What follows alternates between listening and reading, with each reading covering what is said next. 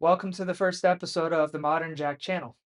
I'm Alan, your modern jack of all trades. Now, I've been told by my friends and family that I have too many hobbies and too much information in my head not to share it with others. So that's where we get to this channel. I spent many years playing the Travel Points game, generally travel hacking, learning about budgeting and finance, hiking, doing photography, dabbling with drone photography, investing, collecting, and much more. What you'll hopefully find over time is that I like to do a lot, and I like to optimize what I do. I don't claim to be an expert in any of these areas. After all, I am a jack of all trades, master of none. As I've explored these hobbies, I've definitely made some good decisions, and I've made some mistakes. I consider myself at least a little bit dangerous when it comes to these areas, and I feel like I can provide some guidance to you as you start to explore some of these hobbies.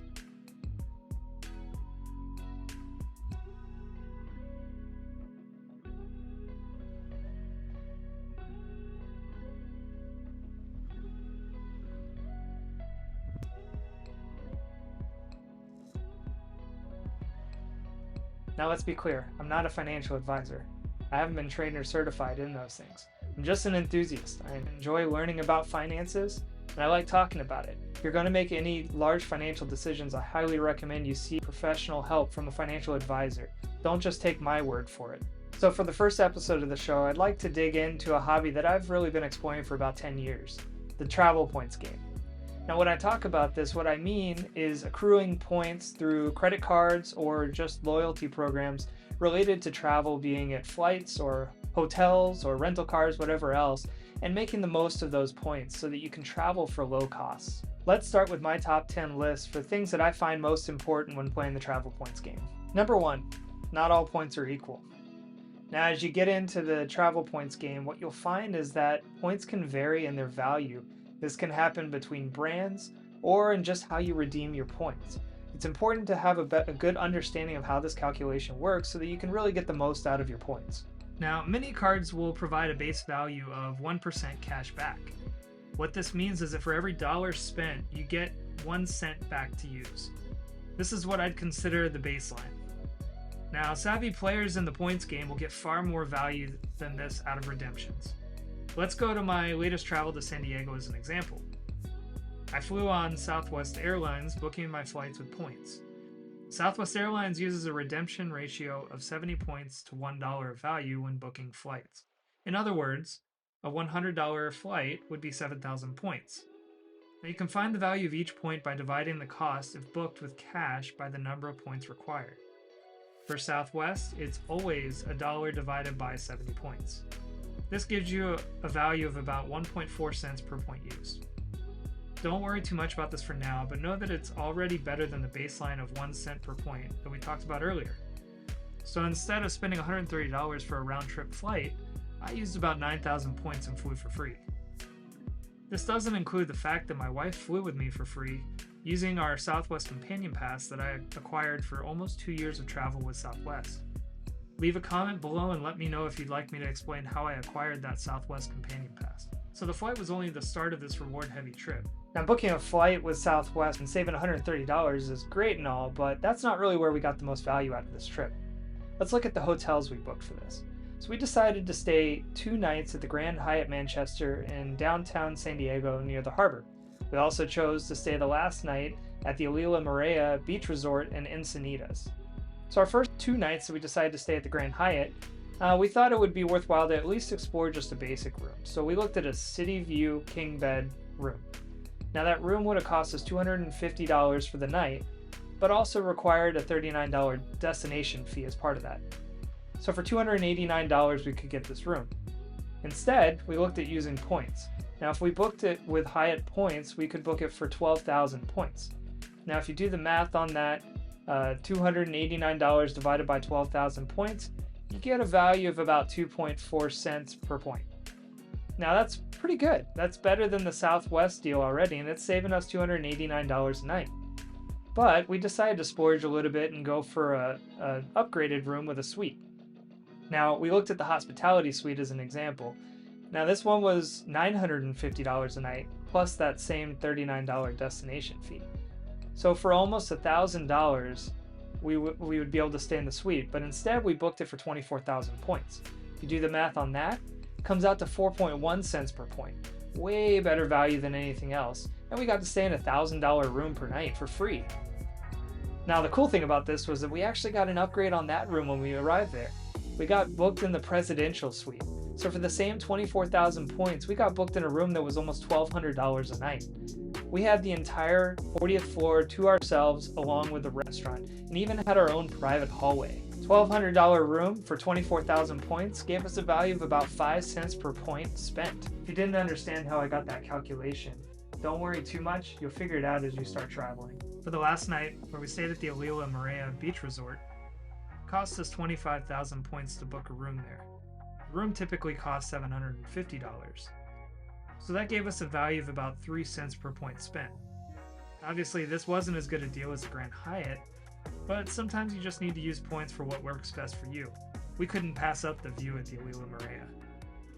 I put this as my number one pointer for a reason. The better you understand the value of your points, the more you can make the most of your redemptions. Number 2, choosing the right card for the right spending. If you really want to maximize your point earning potential, you're going to want to take advantage of the spending categories that your credit cards have.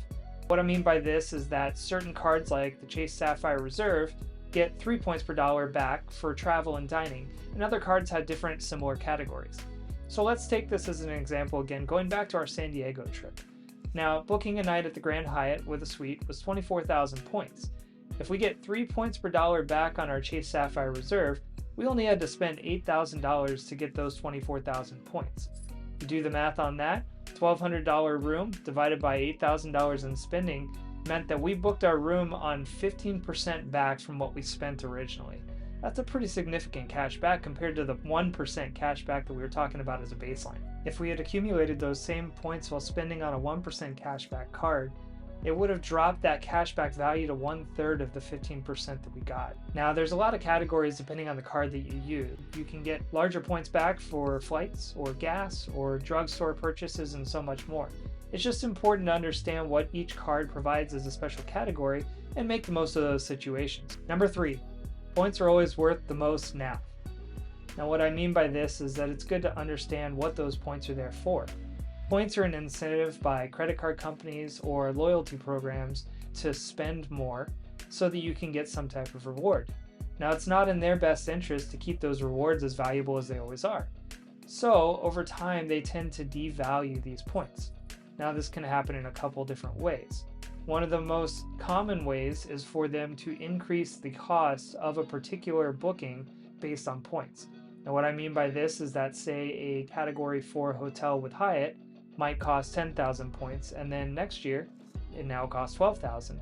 By doing this, those points that you had are worth less because you have to spend more to get the same room.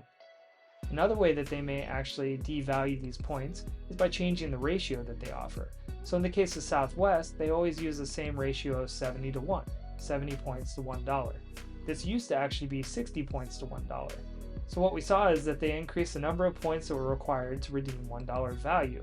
So that slowly devalued the points. Now, what does this mean for you?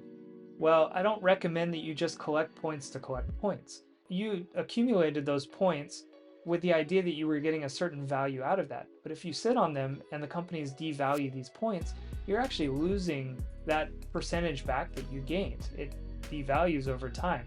So my recommendation is only accumulate those points when you really plan to use them. Number 4, chasing points doesn't always make sense. Now, this point is a little bit more serious. It's good again to understand what these points are for. I call it the travel points game, but gambling is a game too. It's meant to incentivize you to spend more money. You need to be aware of that as you start to accumulate these points. These credit cards are going to have high interest rates, so if you're not paying off your balance every month, you're going to accrue more interest than the points are really giving you in value. It's also important to understand that when you make a purchase for something, if there's a fee for the credit card that's higher than the point value, it may not make sense. For instance, if a particular transaction charges you a 3% fee and you only get 1% back, you're losing 2% of value just by using the credit card. In those cases, I wouldn't recommend actually going after the points. I would recommend just sticking to plain old cash. Number 5, have a plan for the loyalty programs that make the most sense for you. So there's some very lucrative deals out there when it comes to accumulating points. For instance, you can go after the Southwest Companion Pass. But if you never fly Southwest, what's the point of the companion pass? You're never going to use it. Another one that I like to use is the Chase Trifecta. Leave a comment below if you'd like me to talk more about the Chase Trifecta. But the Chase Trifecta requires 3 different cards. You're accumulating points specifically for travel. If you don't travel enough to really make use of those points, then you're really not getting any value out of the points. There are plenty of other options out there. I just recommend going after the one that makes the most sense for you. Maybe you want a flat cashback card rather than a travel card because you don't plan to travel that much. It's also important to be aware of restrictions that exist out there. For instance, Chase has what's infamously called the 524 rule. This means that you can only apply for 5 cards within a 24-month period before Chase starts to deny you for any new applications. You need to be aware of this if you plan to go after the Chase Trifecta, because applying for any card, not just a Chase card, will restrict you from getting those cards. Number 6. Don't forget about status matching between loyalty programs. Many travel credit cards will actually come with upgraded status as part of their loyalty programs. It's good to know about these, and also to know that sometimes these loyalty programs will match with another. Say you have a status with Hyatt. Maybe Marriott will actually match the same status in their program. There are plenty of articles out there that go into the different status matches that are possible. I won't dig into it much right now, but it's just good to know that you can go and find those and really optimize the rewards that you get from any of these programs. Number 7, plan ahead for the best flexibility and value. Most people know that you want to plan travel earlier just to have the best availability and the best prices. But this also applies to reward bookings. Now, a good example of this is with Southwest. Now, let's say you book a flight with Southwest with cash. Prices will fluctuate up and down depending on the date, but once you've paid for the flight, it's set in stone. If you want to make a change to that, you can get a refund, but it's going to come back in the form of credit, not cash in your pocket. Now, if you took that same booking and you booked it with points instead of cash, you can actually get a refund back on differences in points if the prices fluctuate down. So the best thing to do is to book a flight early and make adjustments to it as you see the prices drop as you get closer to your travel. Another example is with British Airways reward flights. British Airways is notorious for not having a lot of availability with the rewards flights, and so the earlier you can check, the better potential you have to actually find a flight that you can book with points. And British Airways can actually have really good value on flights domestically in the US. Now, that's only 2 examples where planning ahead really comes in handy, but I guarantee you that the more you start to book travel with points, the more value you see if you can book ahead. Number 8, use rewards portals for accumulating points and spending with flexibility. Now, many of the big brands like American Express or Chase will have their own rewards portals. I'd recommend exploring these portals and seeing what you can get from them. For the Chase rewards portal as an example, you unlock Ultimate Rewards.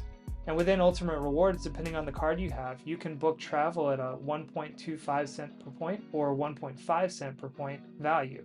Now, you can actually book things on there that you wouldn't even get the same value externally. As an example, our Southwest example, the value you'd get if you just booked directly with Southwest was 1.4 cents per point. But within the Chase portal, you can get 1.5, a little bit extra value there. You can also come across really good deals for 10% cash back or more when shopping on specific websites. I highly recommend looking at these portals and just seeing what you can find. Number 9, don't be afraid of higher fee credit cards. There are some premium credit cards out there and they come with hefty annual fees.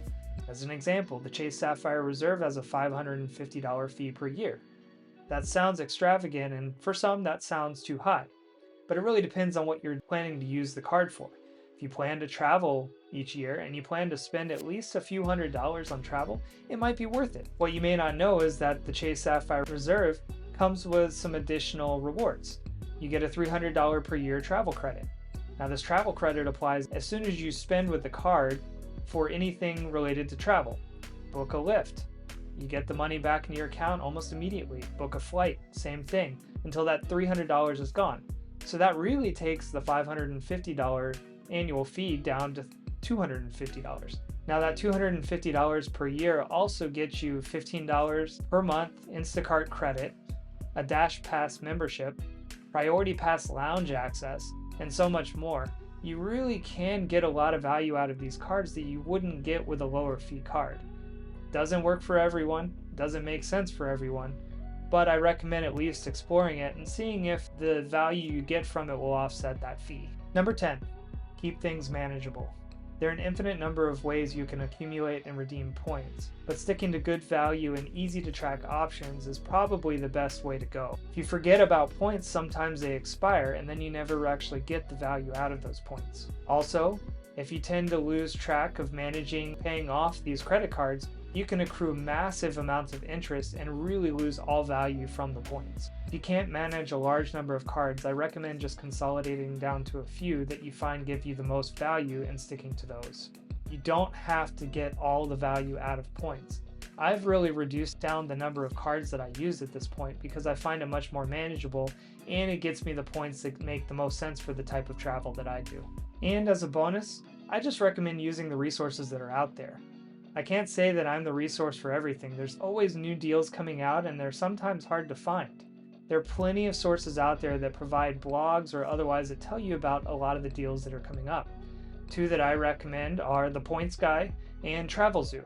I found a lot of deals and I've learned a lot through The Points Guy, and I found some amazing deals including a trip to Maldives that I got through Travelzoo. If you start at these two locations, I know you'll find a lot of value. I hope this video has brought you some value and that it's made you a little bit more comfortable jumping into the travel points game. As we explore some of these other topics, I hope that I can provide you some insight and help you to figure out how to start out on the journey of some of these hobbies. Until next time.